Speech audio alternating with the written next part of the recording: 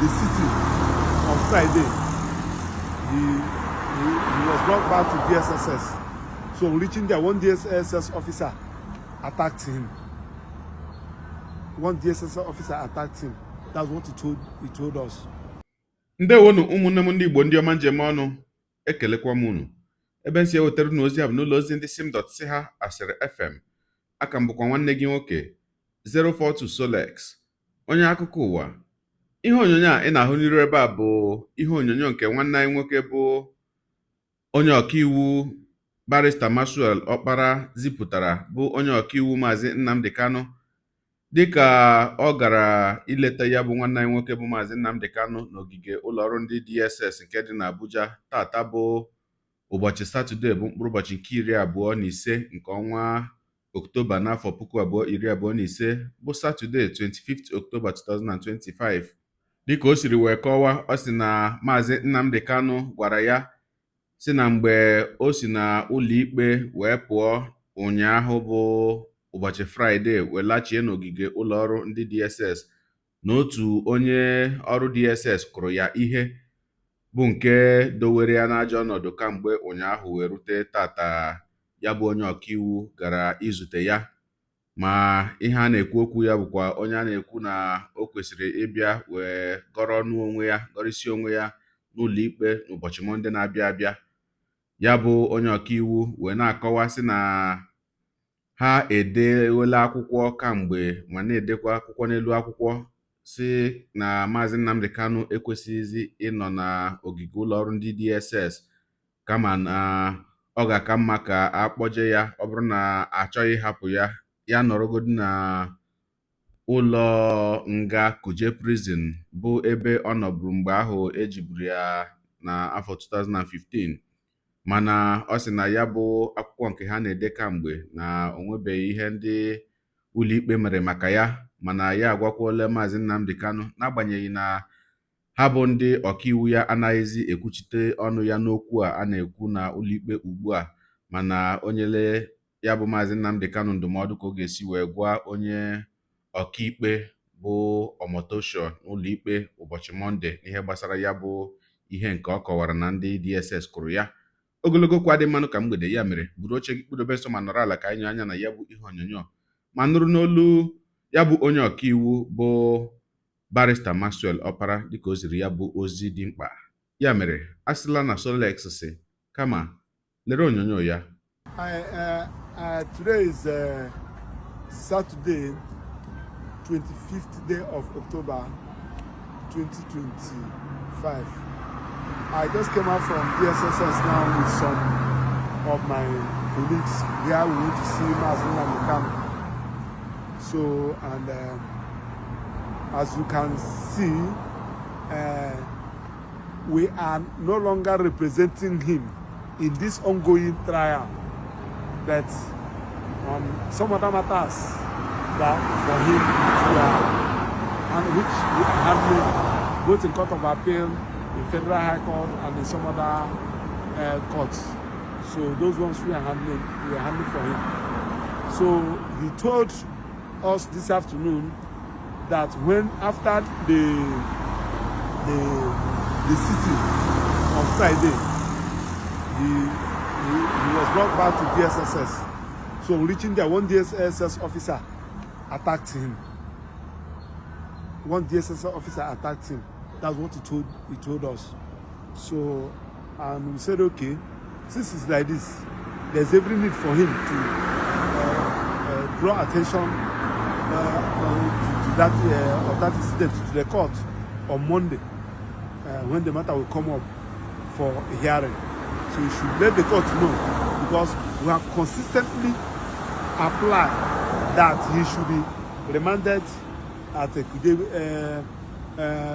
correctional center, where he will have an adequate time and conducive environment to prepare his defense.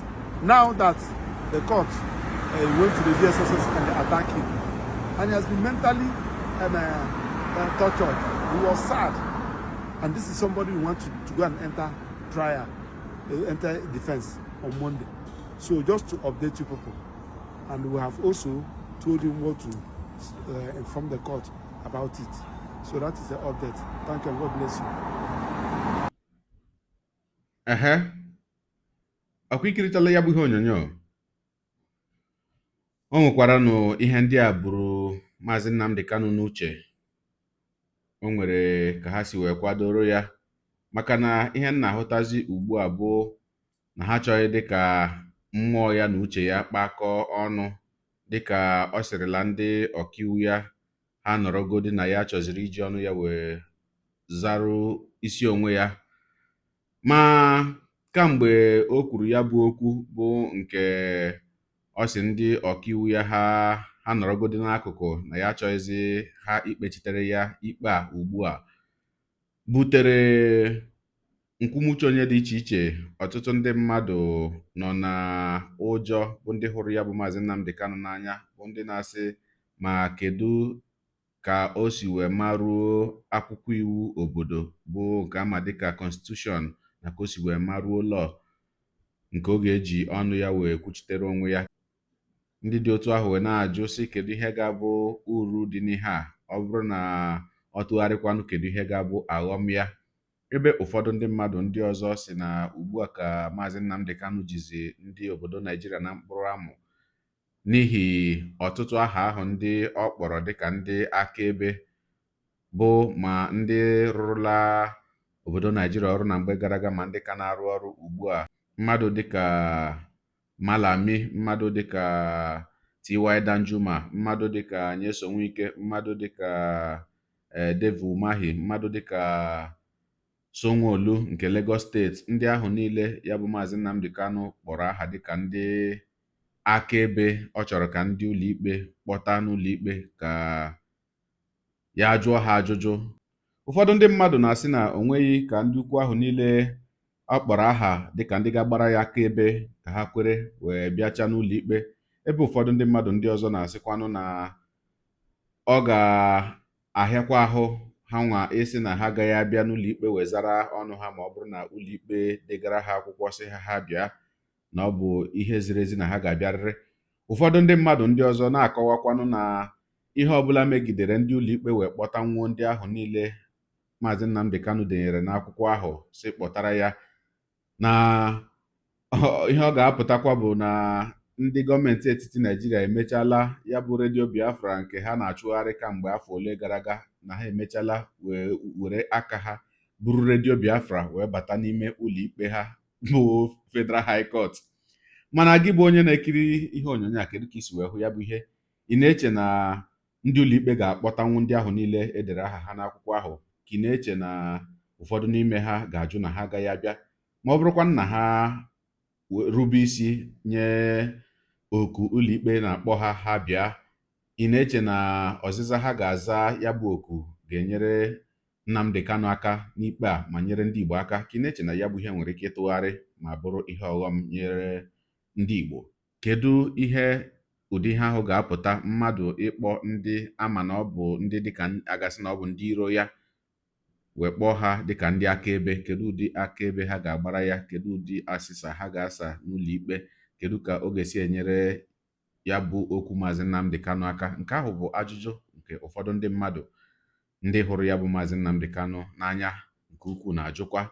Ma gị onye na-egere akụkọ ụwa m, kedu ka isi wee hụ ya bụ okwu ebe o chere iru ugbu a? Deere ebumnuche gị, otu isi wee hụ ya bụ ihe na ngalaba okwu ka anyị mara uche gị, n'ihi na uche onye adịghị ya njọ. Daalụkwa gị onye so eburu anyị sonye. Ekelekwa m gị, na-asị gị jide ka iji. Onye asị ya jide ka o ji, ị mara na nke o ji kacha mma. Ekpere m bụ na Chineke nna ga na-anọnyere gị ọpụpụ gị na mbata gị, na-etinyere gị aka n'ezi ihe niile nke na-eme. Gị taa bụkwanụ mbụ ị na-ahụ onyonyo anyị, a sị gị nnọọ. Onye gị na ya ka nọkwa bụ 042 Solex, onye akụkọ ụwa n'iru akwụkwọ efere mba ụwa. Ya mere, ọ bụrụ na ka m mere dị gị mma n'obi, nwanne biko, ọ bụ na Facebook ọ na Instagram ka na-ahụ onyonyo ya, pịara m folo. Ọ bụ na YouTube ka ị na-ekiri ya bụ ihe onyonyo, pịara m sọskraịb, ya na mgbịrịgba anya n'akụkụ, ka ị nwee ike na-enweta ihe onyonyo ndị ọzọ ga na-ewetara gị n'ọdịnihu. Igbo ndị ọma njem ọnụ, Igbo mụrụ nzem ọzọ, ekelekwa m unu. Wee na-asị na ọ ga na-adịrị unu niile mma. O ise ngwanụ tụsara m ihe onyonyo a, na-atụsara m ya bụ ihe onyonyo na-apịrị maka na share button. Ya mara gị mma, onye nke m. Udo dịrị unu.